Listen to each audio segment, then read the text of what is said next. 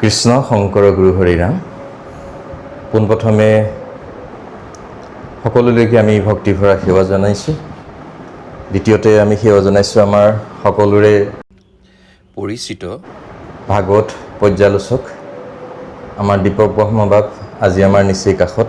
কৃষ্ণ কৃষ্ণ কৃষ্ণ আপোনাৰ শ্ৰীচৰণত আমি সেৱা জনাইছোঁ। আমি সেৱাক নিবেদন কৰি দিছোঁ। হয়, আজি আপোনাক লগ পাই আমি অকণমান বিষয় কেইটামান, যিকেইটা বিষয়বস্তু আমাৰ মনত খুদ হৈ থাকে, আমি সংক্ষেপতে কিছুমান কথা আলোচনা কৰিম। নিশ্চয় আৰু আপুনি বৈজ্ঞানিক যুক্তিসংগতভাৱে নিশ্চয় আগবঢ়াব। তেতিয়া আমাৰ আজিৰ প্ৰজন্মসকলে নিশ্চয় সেই কথাখিনি শুনিলে তেওঁলোকে আগবাঢ়ি যোৱাত উপকৃত হ'ব। কৃষ্ণ। প্ৰথম কথা হ'ল, প্ৰশ্নটো সৰু, হয় কওকচোন। কিন্তু মানে যিটো সমস্যাত মই পৰি থাকোঁ, ধৰি লওক মানুহৰ যিবিলাক চিন্তা আৰু দুখ, এই বস্তুবিলাক কাৰ বেছি বাৰু? আমি মানুহ হিচাপে জন্ম পাইছোঁ যেতিয়াই, জীৱশ্ৰেষ্ঠ মনুষ্য, চিন্তাও থাকিব আৰু দুখো থাকিব। কাৰণ আমাৰ মগজুত এখন চিন্তাৰ নৈ আছে, যাক আমি চেতনাৰ নৈ বুলি কওঁ, দ্য ৰিভাৰ অফ কনচিয়াছনেছ। ব্ৰেইনৰ ভিতৰত দুটা কৰ্টেক্স আছে, এটা হ'ল চেৰিব্ৰাম কৰ্টেক্স আৰু এটা হ'ল চেৰিবেলাম কৰ্টেক্স।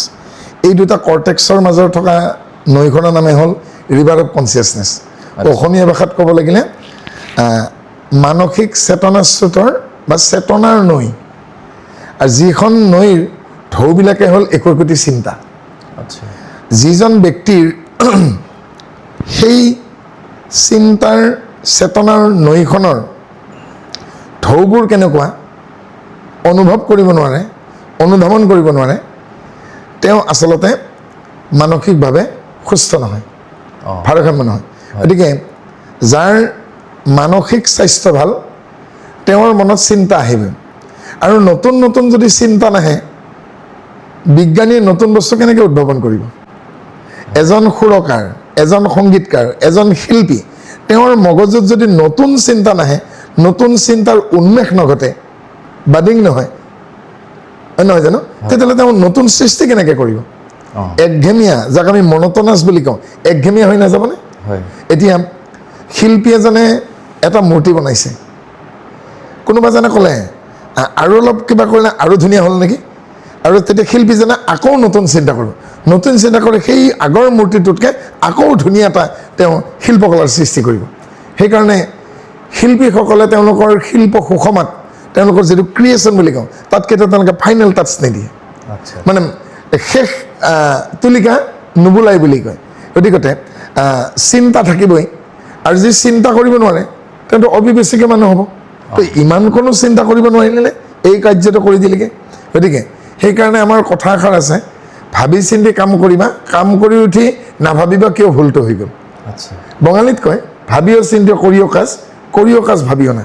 সেইকাৰণে দলিল এখনত চাইন মাৰিব যোৱাৰ আগতে ওপৰত কি টাৰ্মছ এণ্ড কণ্ডিশ্যন আছে আমি নাচামনে?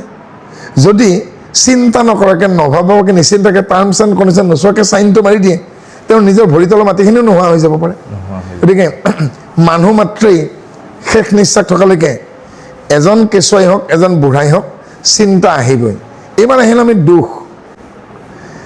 যেনেকৈ বছৰটোত ঋতু পৰিৱৰ্তন হয়, আমাৰ বছৰটোত প্ৰথম গ্ৰীষ্ম হ'ল, বৰ্ষা ঋতু আহিল, শৰৎ আহিল, হেমন্ত হয়, নহয় জানো? এতিয়া শীতৰ কাল, তাৰপাছত আকৌ বসন্তকাল, আকৌ গ্ৰীষ্ম, নহয় জানো? যেনেকৈ গৰমৰ পিছত ঠাণ্ডা, ঠাণ্ডাৰ পিছত গৰম। গতিকে মানুহৰ জীৱনতো দুখ আহিব, বেদনা আহিব, কেতিয়াবা প্ৰাপ্তি হ'ব, কেতিয়াবা বিচ্ছেদ হ'ব, পোৱা নোপোৱাৰ বেদনা থাকিবই। আৰু পৃথিৱীত এনেকুৱা এজন মানুহ নাই যিজনে জন্মৰ পৰা মৃত্যুলৈকে কেৱল সুখেই পাইছে। তেওঁ হয়তো ধনী হয়, কিন্তু যিটো নিৰিবিল আনন্দ, নিস্বাৰ্থ সুখ, সেই নিস্বাৰ্থ সুখকণ যিসকল সৎ হৃদয়ৰ আধ্যাত্মিক চেতনাৰে পৰিপূৰ্ণ সুস্থ মস্তিষ্কৰ মানুহ, তেওঁলোকেহে স্থায়ী শান্তি লাভ কৰিবলৈ সক্ষম হয়। কাৰণ তেওঁলোকে এই শৰীৰটোৰ যিবিলাক বিসংগতি, যাক আমি বিকাৰ বুলি কওঁ, সেই বিকাৰবোৰৰ ঊৰ্ধত আত্মাৰ স্তৰত পৰমাত্মাৰ অংশ বুলি আত্মাক ভবা বাবেই আৰু তেওঁলোকে ৰিটাৰ্ণ এক্সপেক্টেশ্যন প্ৰত্যাশা বাদ দিয়াৰ বাবেই মনত হতাশা নাহে আৰু দুখবোৰ তেওঁলোকে অতিক্ৰম কৰিবলৈ সক্ষম হয়। আৰু নীতিশাস্ত্ৰত কৈছে, নাৰদে প্ৰহ্লাদক বুজাইছে, যেতিয়ালৈকে তুমি শাৰীৰিক মানসিক দুখবোৰ অতিক্ৰম কৰিব নোৱাৰিবা, দৌৰ্মনস্য অৰ্থাৎ জীৱনত যিবোৰ নাপালা সেইবোৰকে ভাবি পেলাই সদায় নেতিবাচক দিশত, বিয়োগাত্মক দিশত, হতাশাভাৱত হতাশগ্ৰস্ত হৈ থাকিবা। আৰু যেতিয়ালৈকে তোমাৰ মানসিক চঞ্চলতা, চিত্তৰ চঞ্চলতা, শাৰীৰিক চঞ্চলতা নাশ নহ'ব, তেতিয়ালৈকে তুমি নিজকে পৰমাত্মাৰ অংশ হিচাপে বিচাৰি নাপাবা আৰু স্থায়ী শান্তি নাপাবা। গতিকে সেইসকল ব্যক্তিৰ মনত এই আমি মানসিক যি দুখ আহে, আমাৰ অৱসাদ আহে, সেইবিলাকে কোনো গুৰুত্ব নাপায়। যিসকলে আধ্যাত্মিকভাৱে তেওঁলোকে এই বিকাৰগ্ৰস্ততা, শাৰীৰিক যি বিকাৰ, এজন মানুহ বুঢ়া হয়, দুখ পায়, হেৰুৱায়, আঘাত পায়, ব্যথিত হয়, হতাশ হয়, এই সকলোবোৰ তেওঁ পৰিত্যাগ কৰিব পাৰে। মই সেই কথাটোকে আপোনাক আকৌ জানিব বিচাৰিছিলোঁ যে সুখ, দুখ, চিন্তা, ভাৱনা, আমাৰ শাস্ত্ৰৰ মতে আধ্যাত্মিক দিশটো অকণমান তাৰ লগত সংগতি ৰাখি কথাখিনি কওকচোন। নিশ্চয়। আমাৰ এই যিটো ইটাৰনেল, আমাৰ বৈষয়িক জগতৰ আমাৰ যিখন সংসাৰ, ইয়াত ৰজাই কওক প্ৰজাই কওক, সকলো শ্ৰেণীৰ মানুহে, পুৰুষে কওক নাৰীয়ে হওক, দুখ ভোগ কৰিবই লাগিব। কাৰণ কিয় কাৰণে সমাজৰ বা পৃথিৱীৰ বেছিভাগ মানুহেই জীৱনটোক উপভোগৰ বুলি ভাবে আৰু কিছু সংখ্যকে জীৱনটোক জৈৱিক বাসনা পূৰণৰ মাধ্যম বুলি ভাবে। আচ্ছা, the fulfil of the biological needs only. যিসকলে জীৱনটোক কেৱল জৈৱিক বাসনা পূৰণ কৰাৰ মাধ্যম বুলি ভাবে, তেওঁলোকে বিভিন্ন সময়ত বদনামৰ ভাগী হয়। তেওঁলোকে এক্সট্ৰা মেৰিটিয়েল এফেয়াৰ্ছ, পৰকীয়া প্ৰেমত পৰি পেলাই বদনামৰ ভাগী হয় আৰু বহু অঘটন ঘটে। কিন্তু যিসকলে এই ঈশ্বৰ প্ৰদত্ত শৰীৰটো, এই বিনন্দীয় পৃথিৱীখন দেখিবলগীয়া, আমি যিখন পৃথিৱীখন দেখিছোঁ, এই বিনন্দীয় পৃথিৱীখনত মনুষ্যৰ জীৱন লাভ কৰি নিজকে ধন্য মানিছে, নিজকে জীৱৰ কল্যাণৰ বাবে উৎসৰ্গা কৰিছে আৰু অনবৰতে যি পৰহিতৈষী, লোকহিতৈষী কৰ্মত নিজকে আত্মনিয়োগ কৰি ৰাখে, যি প্ৰমাদগ্ৰস্ত নহয়, যি স্বাৰ্থপৰ নহয়, আৰু সেইসকলে এই দুখৰ জেওৰাখন, দুখৰ যিখন প্ৰাচীৰ, সেইখনক অতিক্ৰম কৰি এনেকুৱা এটা মানে অতি উত্তম, অতি উচ্চ খাপৰ এটি আনন্দত তেওঁলোকে নিমজ্জিত হৈ থাকে। আৰু সেই আনন্দকণৰ কেনেকৈ উপভোগ কৰিব পাৰে, সেই কথাষাৰ তেওঁ মুখেৰে ভাষাৰে ব্যক্ত কৰিব নোৱাৰে, কিন্তু তেওঁৰ কৰ্মত, তেওঁৰ ভাৱনাত, তেওঁৰ আচৰণত, তেওঁৰ ব্যৱহাৰত, তেওঁৰ সংস্কাৰত, তেওঁৰ চলন ফুৰণত সেয়া প্ৰকাশ পায়। আনে দেখা পায়। এতিয়া যেনেকৈ ফুল এপাহ ফুলিলে যদি গোন্ধোৱা ফুল হৈ গোন্ধাবই, যেন প্ৰস্ফুটিত হ'বগৈ। এতিয়া বহুত মাছ থাকিলে পুখুৰীটো তেনেকৈ জঁপিয়াই থাকিব, মাজে মাজে উশাহ ল'ব, ভুলুক মাৰিবগৈ। ঠিক তেনেদৰে তেওঁৰ কামত প্ৰশান্তি দেখা হ'ব, তেওঁৰ মানে ভাষাত, তেওঁৰ ভাষণত, তেওঁৰ ব্যৱহাৰত, তেওঁৰ চৰিত্ৰত, তেওঁৰ আচৰণত, তেওঁৰ চাল চলনত, সকলো ঠাইতে এটা সফলতাৰ হাঁহি এটা দেখা পোৱা যাব দেই। আৰু সেইটো তেওঁৰ মানে অভিমানৰ হাঁহি নহয়, সেইটো প্ৰাপ্তিৰ ৰাতি। কিন্তু সেয়া জৈৱিক কামনা পূৰণ হোৱাৰ আনন্দ নহয়। আৰু যিবোৰ কাৰণত মানুহে পৈশাচিক হাঁহি দিয়ে, যাক আমি তাচ্ছিল্যৰ হাঁহি বুলি কওঁ, আৰু সেইবিলাক সেই জৈৱিক কামনা বাসনা পূৰণ কৰাৰ যিসকল হত্যাকাৰী, যিসকল মানে দানৱ প্ৰকৃতিৰ, যিসকল যান্ত্ৰিক প্ৰকৃতিৰ, যান্ত্ৰিকভাৱে মেচিনাৰী, মেকানিকেলি কিছুমানে নাহে জানো, হাঁহিব লাগে হাঁহে, কান্দিব লাগে হাঁহে, মেকানিকেল। আৰু সেইসকলে কেতিয়াও কিন্তু সাৱলীলভাৱে, স্বতঃস্ফূৰ্তভাৱে কপটৰ ঢাকনিখন উদঙাই হাঁহিব নোৱাৰে। আৰু কপট, কুনীতি আৰু দুৰ্নীতিৰ ঢাকনখন গুচাই যি অনাবিল আনন্দত আনন্দিত হ'ব পাৰিব, তেওঁ পৃথিৱীৰ বাবে অতি আপোন মানুহ আৰু তেওঁৰ শত্ৰু নাথাকে শত্ৰু নাথাকে আৰু মানুহে শত্ৰু নিজে চপাই লয় নক'বলগীয়া কথা কয় নকৰিবলগীয়া কাম কৰি নাখাবলগীয়া খাদ্য খাই নাযাবলগীয়া বাটেৰে গৈ মানুহে নিজে শত্ৰু বঢ়াই লয় হয় নহয় জানো বাটেৰে যোৱা মানুহক কেলে বাৰু নক'বলগীয়া কথাষাৰ ক'লে মাৰ খাই নমৰিবনে গতিকে বহু মানুহ আছে যে পৃথিৱীত চলিবও নাজানে গতিকে আমি যাক সাধাৰণ ক্ষেত্ৰত দুখ বুলি কওঁ এইবোৰ আচলতে শাৰীৰিক আৰু মানসিক দুখ আধ্যাত্মিক দুখ নাই কিহৰ কাৰণে আত্মাটোৰ লগত পাপৰো সম্বন্ধ নাই পুণ্যৰো সম্বন্ধ নাই পাপ যদি হয় দেহাটোৰ দ্বাৰাহে হয় হয় আজিলৈকে ভাৰতবৰ্ষৰ ইতিহাসত মই অন্য দেশৰ ইতিহাসত নাযাওঁ যিসকল হত্যাকাৰী যিসকল অপৰাধী সেই দোষীসকলক সুপ্ৰিম কোৰ্টে উচ্চতম ন্যায়ালয়ে ফাঁচী কাঠত ওলোমাইছে ফাঁচী কাঠত কি ওলোমাইছে সেই দোষীসকলৰ দেহটো ওলোমাইছে কিন্তু কোনোবা দোষীৰ আত্মাটোক আজিলৈকে কোনোবা এখন দেশৰ উচ্চ আদালতে ফাঁচী দিব পাৰিছেনে আত্মাটোকতো জুইও পুৰিব নোৱাৰে একোৱেই কৰিব নোৱাৰে যাক অস্ত্ৰই কাটিব নোৱাৰে জুয়ে পুৰিব নোৱাৰে ধুমাই উৰুৱাই নিব নোৱাৰে জলে ক্লেদাক্ত নাই অচেদ্য অদাহ্য অশিষ্য অক্লেদ্য আত্মাটোক জানো ফাঁচি দিব পাৰিব গতিকে যিটো শৰীৰৰ দ্বাৰা সেই অপকৰ্ম সাধিত হৈছিল সেই শৰীৰটোকহে শাস্তি দিয়া হয় কোনোবাখন দেশত হয়তো ইমানবাৰ চাবুকেৰে কোবাব ক'ৰবাত হয়তো আৰৱত শিৰচ্ছেদ কৰি দিব নহয় জানো ক'ৰবাত হয়তো ইনজেকশ্যন দি মাৰিব ক'ৰবাত কাৰেণ্টৰ চকীত বহুৱাই দিয়ে কিন্তু কি কাক হত্যা কৰিছে শৰীৰটোকহে হত্যা কৰা হৈছে যিহেতু সেই পাপ কাৰ্য সেই শৰীৰটো কৰিছিল আৰু পুণ্য কাৰ্য যদি কৰে সেই শৰীৰটো কৰে কিন্তু যি মুহূৰ্ততে এজন ব্যক্তিয়ে পাপ আৰু পুণ্যৰ পৰা আঁতৰি নিস্বাৰ্থভাৱে অপ্ৰমাদী কৰ্মত লিপ্ত হ'ব সমাজৰ দেশৰ স্বদেশৰ স্বজাতিৰ তেওঁ কল্যাণৰ কৰ্মত লিপ্ত হ'ব তেতিয়া তেওঁ লাহে লাহে লাহে লাহে তেওঁ সেই সাধাৰণ ইটাৰনেল বিষয়িক চিন্তাৰ পৰা তেওঁ আধ্যাত্মিক পৰ্যায়লৈকে গুচি যাব য'ত তেওঁ অনাবিল শান্তি পাব আৰু তেওঁ কেতিয়াও আইনৰ চকুত মানুহৰ চকুত তেওঁ দুখী নহয় এই ক্ষেত্ৰত মোৰ আৰু এটা মনলৈ ভাৱ আহিছে যে যিটো প্ৰাৰব্ধ আৰব্ধ বুলি যে কোৱা হয় ইয়াৰ লগত কিবা সুখ শান্তি দুখ এইবিলাকক কিবা আছে নেকি আছে নিশ্চয় আছে এতিয়া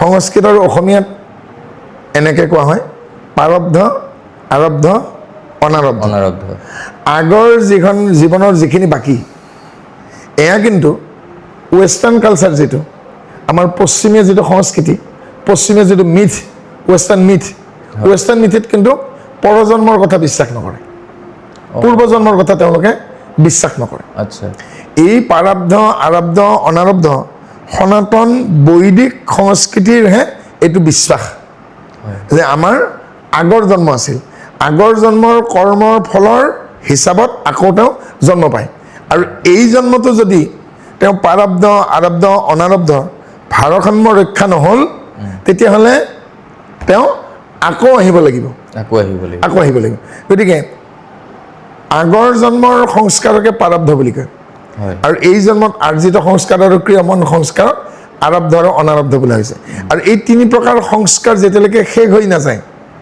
শূন্য হৈ নাযায় তেতিয়ালৈকে কিন্তু এজন ব্যক্তিয়ে এই দেহটো ধাৰণ কৰি তেওঁ আহি থাকিব লাগিব অৰ্থাৎ যেনেকৈ কাৰাগাৰত এজন অপৰাধী তেতিয়ালৈকে থাকিব লাগিব জেলৰ ম্যাদ কাৰাবাসৰ ম্যাদ উকলি নাযায় যেতিয়ালৈকে তেওঁৰ শাস্তিৰ ম্যাদ চেষ্টা হয় যিমান গৰ্হিত কাম কৰিব সিমান দীঘলীয়া শাস্তি হ'ব প্ৰয়োজন হ'লে তেওঁক আদালতে মৃত্যুদণ্ড দিব নিদিব জানো এতিয়া সনাতন বৈদিক বিশ্বাসত আমি যে প্ৰাৰব্ধ আছে বুলি বিশ্বাস কৰিছোঁ তাৰ প্ৰমাণ যেতিয়া আমি শ্ৰেণী কোঠাত সোমাওঁ কিছু কিছু ছাত্ৰ ছাত্ৰীয়ে যি প্ৰশ্ন সোধে শিক্ষক শিক্ষয়িত্ৰীয়ে লগে লগে তপৰাই উত্তৰ দিয়ে কিছু কিছু ছাত্ৰীয়ে আৰু ছাত্ৰই এবাৰ বুজাওঁতেই ছাত্ৰ বা ছাত্ৰীয়ে বিষয়টো বুজি পায় আৰু কিছু কিছু ছাত্ৰ ছাত্ৰীয়ে একেবাৰেই বুজি নাপায় মুখস্থ কৰিব নোৱাৰে আৰু বাৰে বাৰে তেওঁলোকে পৰীক্ষাত বেয়া ফল দেখুৱায় ব্যৰ্থ হয় মই ভাবোঁ যিসকল ছাত্ৰ ছাত্ৰী মেধা শক্তি ভাল মানে IQ ভাল বুলি কয় আজিৰ তাৰিখত মানে বুদ্ধিবৃত্তি ভাল এওঁলোকে আগৰ জীৱনতো মানৱী তনু লৈছিলে মানৱীয়তালৈ লৈছিল আৰু বৌদ্ধিক জগতত তেওঁলোকৰ বিকাশ হৈছিল, যাৰ পৰিপ্ৰেক্ষিতত হয়তো তেওঁলোকে আকৌ এনেকুৱা ধৰণৰ উন্নত জীৱন লাভ কৰিছে আৰু যাৰ বাবে তেওঁলোকে পটককৈ কেটচ কৰে। শিক্ষকে বুজোৱা ধৰণটো বুজি পায় আৰু তেওঁলোকে বুজিবলৈ শিকিবলৈ বেছি পৰ নালাগে। কিন্তু বাকী বহুতো ক্ষেত্ৰত দেখিব তেওঁলোকে অমনোযোগী, হয় নাই? যাৰ প্ৰাৰব্ধ আগৰ জীৱনৰ, আৰু এতিয়া যদি ইংৰাজী ভাষাত ক'বলৈ লয় তেতিয়াহ'লে ইয়াক ক'ব লাগিব কাৰ্মিক দেৱ। দেৱ মানে বাকী, আগৰ জীৱনৰ বাকী। হয়, আজিকালি পশ্চিমীয়া দেশত আমাৰ ভাৰতীয় ধ্যান ধাৰণা, ধ্যান, প্ৰণায়াম ইত্যাদিৰ বিষয়ে তেওঁলোকে বহুত সুন্দৰ আলোচনা হয়, বুজিবলৈ চেষ্টা কৰে, সুন্দৰ আলোচনা হয়। আৰু আজিৰ তাৰিখত হয়তো বহু মানুহে গম নাপায়, এটা যদি প্ৰশ্ন আহে যে পৃথিৱীত আটাইতকৈ বেছি গৱেষণা কোনে কৰিছে আমাৰ বৈদিক সংস্কৃতিৰ ওপৰত, আমাৰ যে শৰীৰটো, হয়, আমি চিকিৎসা বিভাগত চকু, কাণ, নাক, জিভা, ছাল, হাড়, স্নায়ুতন্ত্ৰ, ৰক্ত, বিভিন্ন আমি বিভাগত আলোচনা নকৰোঁ জানো? যেনে চকুত আমি অপথালমলজি, দাঁতত আমি ডেণ্টেল, ছালক আমি ডাৰ্মাটলজি, স্নায়ুতন্ত্ৰ, এনেকৈ বিভিন্ন ভাগ নহয় জানো? শৰীৰৰ বিভিন্ন অংগ প্ৰত্যংগৰ লগত বেদৰ কোনবোৰ শাখাৰ সম্পৰ্ক আছে, এই বিষয়ত যিজনে গৱেষণা কৰিছে আমাৰ ভাৰতীয় মানুহ কেইজনে জানে বাৰু? কোন জানেনে?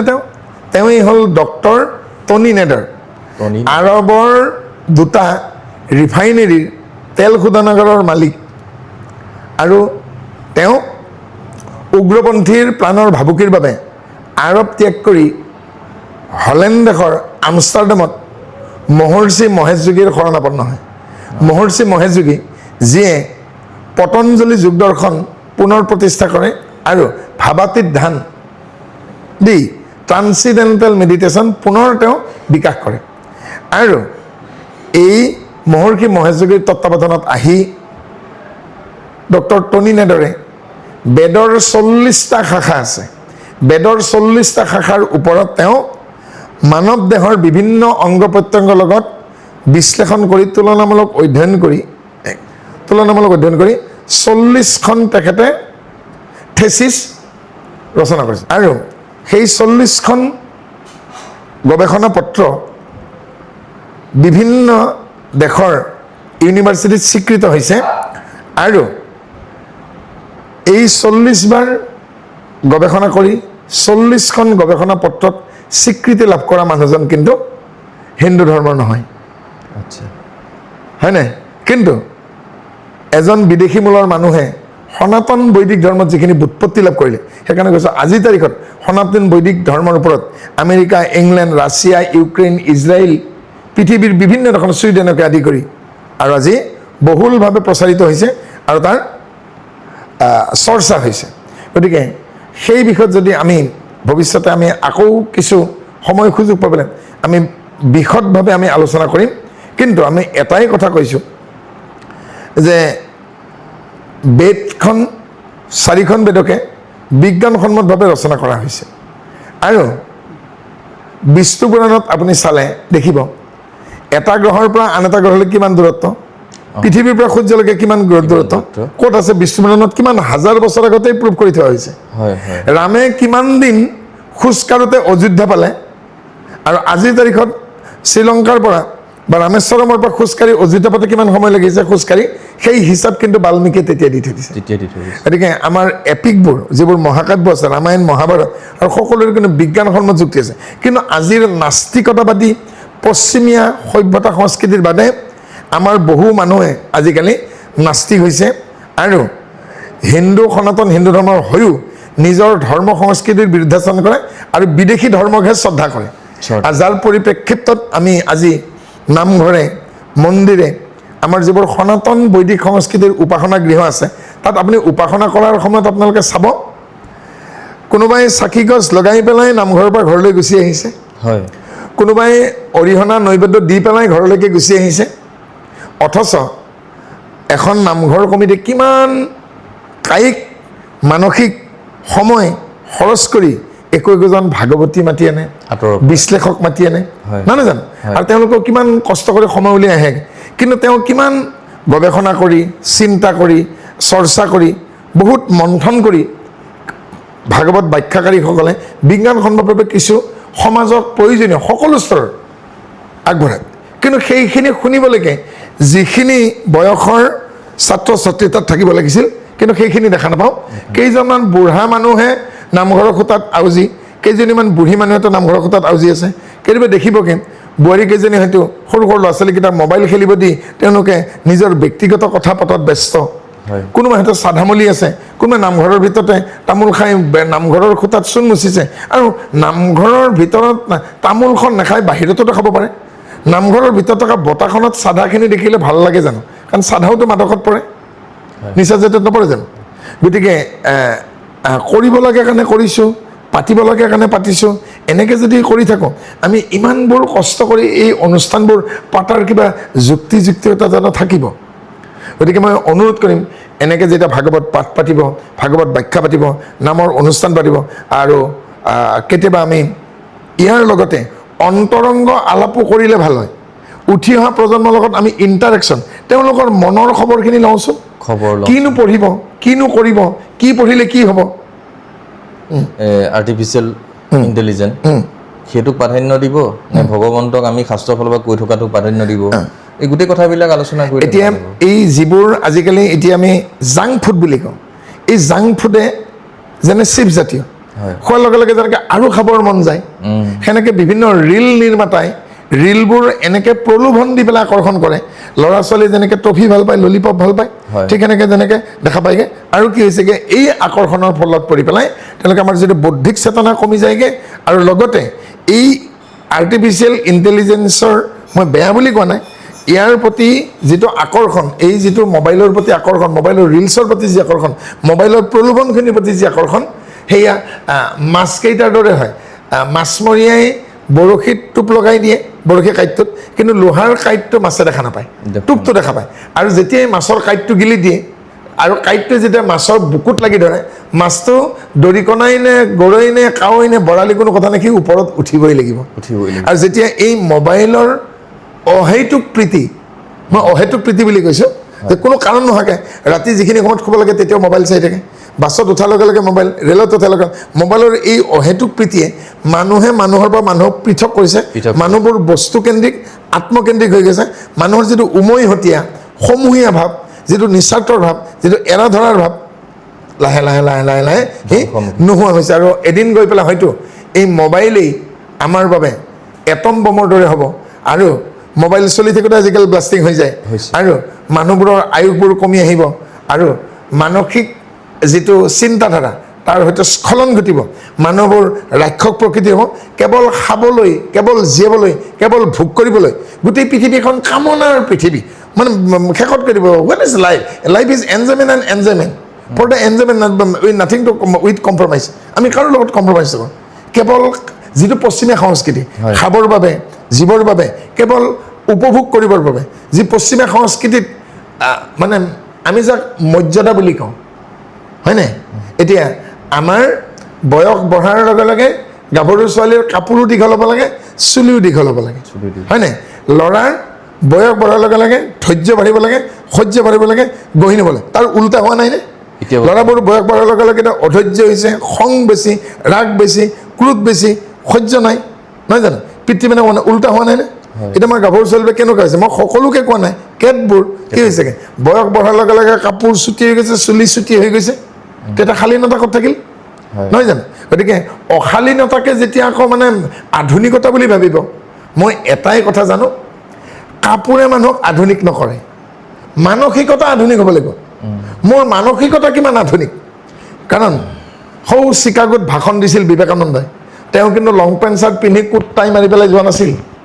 তেওঁ গেৰুৱা কাপোৰ পিন্ধিছে তেওঁ কিন্তু হাঁহিছিল তেওঁ নহয় জানো কিন্তু মানসিকতা আধুনিক হ'ব লাগিব কাপোৰেৰে নহয় তেওঁৰ যদি গাত তাবিজেই থাকিল ইয়াত যদি ৰঙা নীলা আঙুঠিয়ে থাকিল এতিয়া হাতত যদি একগালমান এটা দাগ বহি যোৱাকৈ জাপজৰিয়ে থাকিল কঁকালৰ দোলতো যদি তাবিজেই থাকিল তাৰপিছত আকৌ তেওঁ আকৌ ছায়েন্স পঢ়ি আছে ডক্টৰ ইঞ্জিনিয়াৰ তাৰপিছত আকৌ সেই আকৌ কেনেকৈ তেওঁ বিজ্ঞান যদি বিজ্ঞানে হয় তেওঁ অন্ধবিশ্বাসৰ পৰা আঁতৰিব কিয় পৰা নাই যিটো কাজিৰঙাত থকা গড়ে তৃণভোজী প্ৰাণী, ঘাঁহ খায়, নিজকে বচাব নোৱাৰে, তাৰে খৰ্গৰ টুকুৰা এটা আঙুলিত পিন্ধি ল'লে কোন গোসাঁই বচাব? হয় নাই? ৰঙা পাথৰ এটা কিনি পেলাই ইয়াত পিন্ধিলেই ৰাহুকেতু শনি মংগল এই মানে কণ্ট্ৰল হৈ যাব নেকি? আজি এই পাথৰৰ দোকানত কেইটা বাৰু অৰিজিনেল পাথৰ পায়? হয় নাই বাৰু? এই গোটেই বিশ্ব ব্ৰহ্মাণ্ডততো লাখ লাখ কোটি কোটি গ্ৰহ উপগ্ৰহ আছে। আগতে বোলে 9টা গ্ৰহ আছিল, এতিয়া 4টাহে আছেগে। বাৰু আমাৰ সৌৰজগতত থকাকেইটাৰহে কুপদৃষ্টি পৰিব, বেলেগৰ কুপদৃষ্টি নপৰিব নেকি? কিন্তু মনত ৰাখিব লাগিব, সৌৰজগতত গ্ৰহ আছে, উপগ্ৰহও আছে। পৃথিৱীৰ কাষত এটা উপগ্ৰহ আছে চন্দ্ৰ, বৃহস্পতিৰ কাষত যে 450 উপগ্ৰহ আছে। কিন্তু তাতকৈ যে আমাৰ ঘৰবিলাকতে যে গলক গ্ৰহ আৰু কুগ্ৰহ আছে, মাৰক গ্ৰহ, এইবোৰ কি হ'ব? বাৰু ৰাহুকেতু শনি মংগলক এই কণ্ট্ৰল কৰিব, কিন্তু আমাৰ ঘৰতেই যি আমাৰ অবাধ্য আজি ল'ৰা ছোৱালী, যি পিতৃ মাতৃৰ কাৰণে গলক গ্ৰহ হৈ পৰিছে, যাক এতিয়া বুমেৰাং কণ্ট্ৰল কৰিব নোৱাৰে, একো কৰিব নোৱাৰে, সেইবিলাকৰ পৰা কি পাথৰ পিন্ধিলে আমি নিয়ন্ত্ৰণ পাম? গতিকে এনে বহু জ্বলন্ত সমস্যা আছে, আমি পাতিবলগীয়া কথা আছে। আমি দৰ্শক শ্ৰোতাসকলক শ্ৰদ্ধা নিবেদন কৰিছোঁ, ইমান সময় ধৈৰ্য ধৰি আমাৰ অনুষ্ঠান চাই দেখাৰ বাবে ধন্যবাদ নিবেদন কৰিছোঁ। পুনৰ লগ পোৱাৰ আশাৰে জয়গুৰু শংকৰ, অপৰাধ বিনাশন। কৃষ্ণ। কিমতে ভকতি কৰিব